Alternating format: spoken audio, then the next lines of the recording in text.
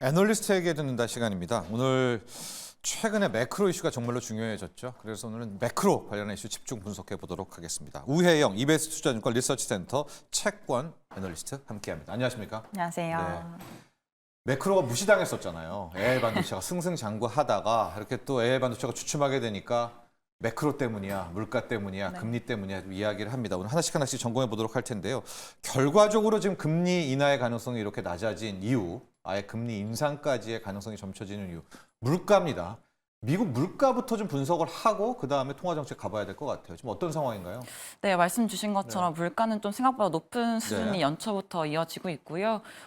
소비 역시도 계속해서 견조한 흐름들이 작년 말부터 이어지다 보니까 예. 과연 연내 인하가 적정한 경제인가, 오히려 금리를 추가적으로 인상을 해야 되는 것이 아닌가라는 얘기가 나오고 있는 것 같습니다. 예. 앵커님 말씀 주신 것처럼 물가의 흐름도 이제 헤드라인도 반등을 했지만 근원 물가도 말씀드린 소비가 강하고 고용이 강하기 때문에 네. 굉장히 떨어지는 속도가 현저히 줄어드는 시점인 것 같아요. 그래서 과연 지금의 적정한 그 기준금리 레벨이 그 맞는가에 대한 고민들이 네. 나오면서 이제 말씀드린 것처럼 인하 시점도 뒤로 미뤄지는 것 같고 아니면은 연내에 추가적인 인상을 해야 된다는 얘기가 일각에서 나오고 있는 네. 것 같거든요.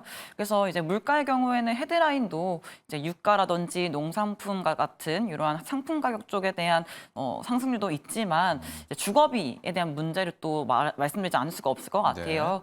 CPI에서 3분의 1 정도를 주거비가 차지하고 있는데 지난 3월달 수치가 YOY 전년 동기 대비해서 5.7% 상승을 했습니다. 여전히 끈적끈적하게 주거비에 대한 가격이 문제가 되고 있는 것 같고요. 그뿐 아니라 교통 부분에 대해서도 일부 그 보험이라든지 자동차 수리비 보험료. 네, 네. 그런 것들이 네. 계속해서 높게 조금 나옴으로써 서비스 물가 그리고 주거비에 대한 물가 그리고 유가에 대한 문제들이 다시금 물가의 문제로서 작용을 하고 있다고 보시면 될 것 같아요. 네, 이렇게 되니까 뭐 금리 인하 한 번 네. 얘기까지도 지금 나오고 있는 상황인데요. 물가 조금만 더 들어가면 이제 렌트비, 주거비 이야기해 주셨고요. 네. 그게 좀 뭐 잡히지도 않는 상황에서 자동차 보험료 같은 갑자기 튀어나오는 것들이 있기는 한데 네. 이번 주 금요일인가요? PCE 물가를 또 발표를 하지 않습니까? 네. 이것도 좀 우리가 기대해 볼 수가 없을까요? 우선은 이제 뭐 CPI가 조금 높게 나왔었기 네. 때문에 PC가 예상치보다 조금 높게 나오는 것 자체는 이제 추가적인 연준의 금리 인하 시점을 뒤로 미루진 않을 것 같아요. 네. 앵커님이 언급해 주신 것처럼 지금 연준의 최초 인하 시점이 9월 달 정도 잡혀 예. 있고 연내에 한 차례 정도 인하하는 거에 대한 기대감이 굉장히 지금 쏠려 있는 상태인데 네. 이 기대감을 추가적으로 미루진 않을 것 같다 정도로 보고 있습니다. 다만 이제 PCE 물가가 중요한 이유는 연준이 얘기하는 물가 목표는 PCE 물가로 저희가 예상을 하고 생각을 네. 합니다. 그러므로 이제 물가에 대해서 우리가 방향성을 볼 때에 소비자 물가도 중요하지만 PC에 조금 더 사람들이 무게를 두고 볼 수 있다는 점을 고려하신다면은 이제 이번 주에 발표되는 PCE 물가 예상보다 높게 나올 수가 있는데 이것 자체가 뭐 추가적인 인하 시점을 뒤로 미루진 않겠지만 네네. 그래도 시장에서 이 물가에 대한 우려감을 잠식시키지 못할 수가 있다. 계속해서 끌고 갈 수가 있다 정도로 보시면 될 것 같습니다. 자, 고용과 물가와 고용 두 가지를 가지고 연준이 통화정책을 결정을 하는데 실은 그나마 좀 괜찮았던 게 이제 고용은 네. 안 본다. 고용 좋아도 뭐 금리 인하할 수 있다. 이런 얘기까지 했었잖아요. 저의 내심 바람은 네. 물가가 지금 보니까 절대 잡힐 것 같지 않거든요. 네. 연준이 물가 외에 물가도 좀 이렇게 어렵지만 다른 이유로 나 금리 인하할래. 이런 가능성은 진짜 없나요? 그 뭐 보험성 금리 인하든 뭐든? 지금 상태에서는 사실 연준이 금리를 인하할 이유가 없어 보이긴 없어요. 해요. 네. 이제 고용도 견조하고 네. 물가도 너무 높고 높고. 금리를 인하를 하면 안 되는 상황인 건 맞는 것 같거든요. 다만 보험성 인하에 대한 얘기를 계속해서 해오는 이유는 연준이 원하는 그림은 뭐 침체를 만드는 건 당연히 아닐 겁니다. 네. 다만 침체는 안 가더라도 물가가 더 이상은 반등하지 않고 계속해서 목표 수준으로 떨어질 수 있게끔 정책이 만들어줘야 되는데 지금은 물가가 빠지다가 말고 있다는 게 문제인 거죠. 그러니까 금리가 적정한가에 대해서 계속 말씀을 드렸지 않습니까? 이 정도의 레벨로 충분히 긴축적인 건가, 추가 인상을 해야 되는 것이 아닌가에 대한 문제가 나오는 것이 이 기준금리를 이렇게 인상했음에도 불구하고 성장 동력이 아직 꺼지지 않는 모습인 것 같아요. 그럼 당연히 지금 추가 인상에 대한 얘기가 나오고 있는 상태인데 네. 금리 인하에 대해서 그 누가 주장을 할 수 있을까에 대한 고민인 것 같아요. 다만 연내 금리 인하가 필요하다는 거는 물가 레벨이 그래도 9%, 6%가 아닌 2%, 3%대에 있기 때문에 5.5라는 레벨은 조금은 과도한 긴축이지 않을까라는 인식인 것 같고 그렇기 때문에 긴축의 강도를 줄여서 놔야 되지 않을까에 대한 생각 때문에 연내 인하에 대한 얘기를 하는 거긴 한데요. 말씀드린 것처럼 성장이 만약에 정말 노랜딩으로 간다. 네. 고용이 끝까지 안 무너진다. 네. 물가가 안 빠진다라고 네. 하면 실제로 소수 의견에 불과한 약간 연내 동결에 대한 얘기도 스멀스멀 강해질 수가 있는 상황인 것 같아요. 네.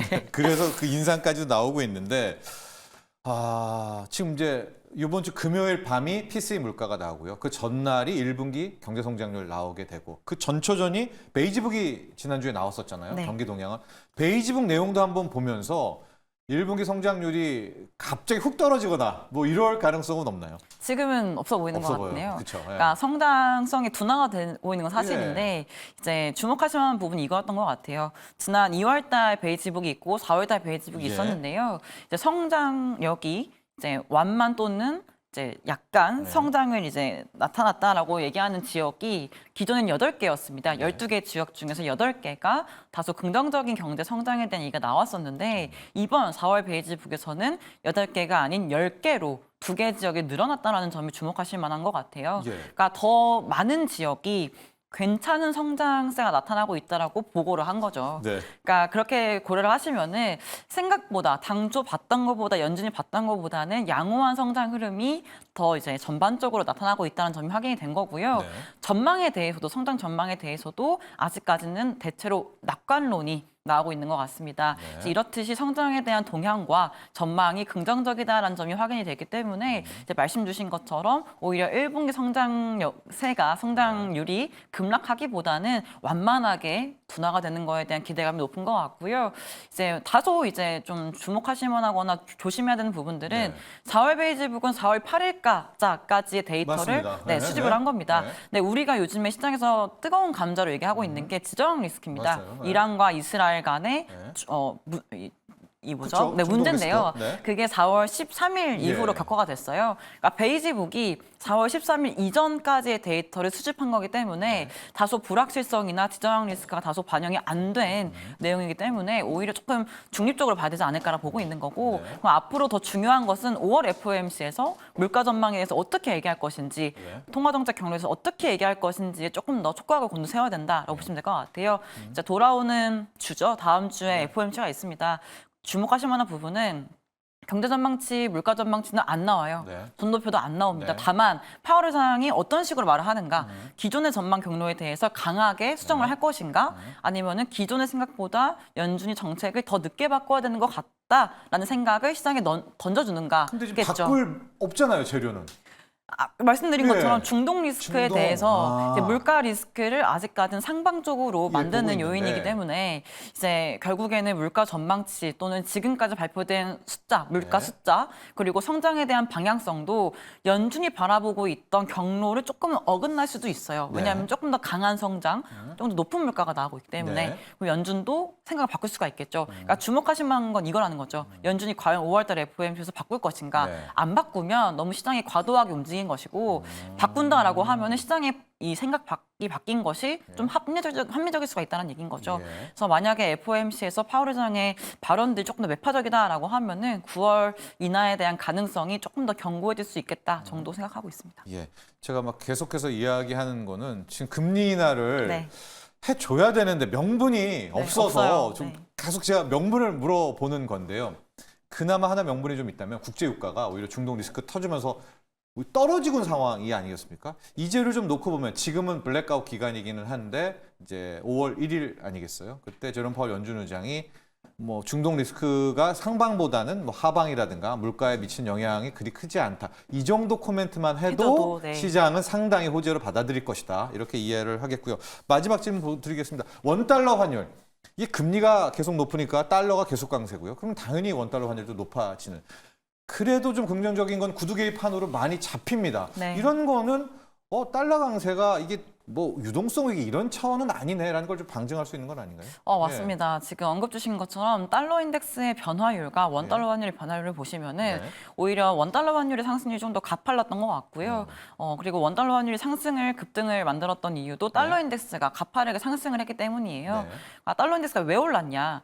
당연하죠. 지정 리스크가 터졌기 때문에 안전자산에 대한 선호 심리가 작용한 것 같고요. 연준의 인하 시점도 뒤로 미뤄지면서 네. 달러 약세를 반영했던 것들 다 되돌린 것 같습니다. 이에 따른 달러 강세, 달러 인덱스의 급등이 원달러 환율의 급등으로 이어진 것 같고요. 네. 이제 문제는 이거예요. 원달러 환율이 원화 자체에 대한 문제 때문에 올랐느냐? 네. 이건 아닌 것 같습니다. 말씀 주신 것처럼 구두 개인만으로 원달러 환율이 일정 부분 안정이 됐고요. 그다음에 3월달까지도 외국인들의 증권 순매수세가 이어지고 있는 모습이기 때문에 사실상 원화에 대한 문제, 펀더멘털은 그렇게까지 문제가 있는 것 같아 보이지 않는다. 네. 다만 이제 달러 인덱스의 변화가 중요할 텐데 저희가 말씀드리는 하나의 변화는 무브 인덱스라고 해서 채권 변동성 지수가 있습니다. 네. 그 움직임과 달러 인덱스가 거의 동조화가 나타나요. 최근에 무브 인덱스가 급등을 했습니다. 알겠습니다. 금리가 올랐으니까요. 네, 그래서 이제 달러 인덱스 측면에서도 변동성이 남아있기 때문에 이제 원달러 환율도 변동성이 좀 크게 남아있다 정도 정리하시면 될 것 같아요. 자, 오늘 이 시간 우혜영 이베스트 투자증권 리서치 센터의 채권 애널리스트와 함께했습니다. 감사합니다. 감사합니다.